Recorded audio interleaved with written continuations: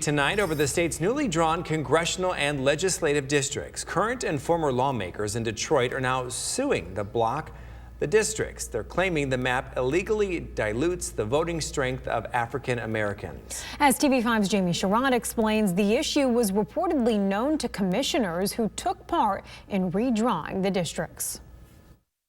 New congressional and legislative maps adopted by the Michigan Redistricting Commission last month facing a legal challenge. Detroit lawmakers today announced plans to sue, saying the maps dilute the voting strength of African Americans. Maps that even some commissioners acknowledge are imperfect. We live in a place that loves numbers and math and proving things, but then we have people that have experience of access and being disenfranchised. Commission member Brittany Kellum became emotional when addressing the subject last month, although she supported the work of the panel. The plans are fairer politically to Democrats, but they slash the number of seats where African Americans account for a majority of the voting age population. The old maps had 15 such seats, 2 in Congress, 2 in the Senate, and 11 in the state house. Now there are 7, all in the state house. It's a good fight, as John Lewis would say.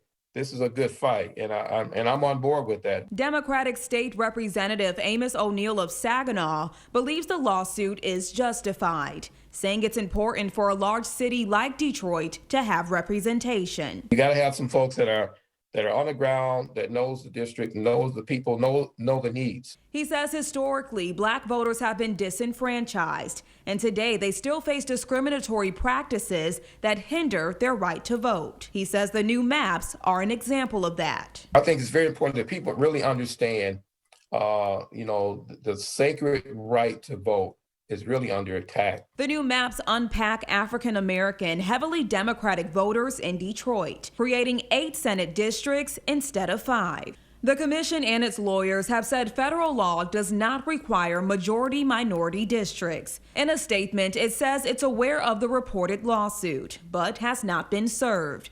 And members believe they've complied with the Voting Rights Act. I'm Jamie Sherrod, WNEM TV5. Republican State Representative Annette Glenn of Midland weighed in on the final maps. In a statement, she credited commissioners with gathering community input, but says they appear to have prioritized some regions over others.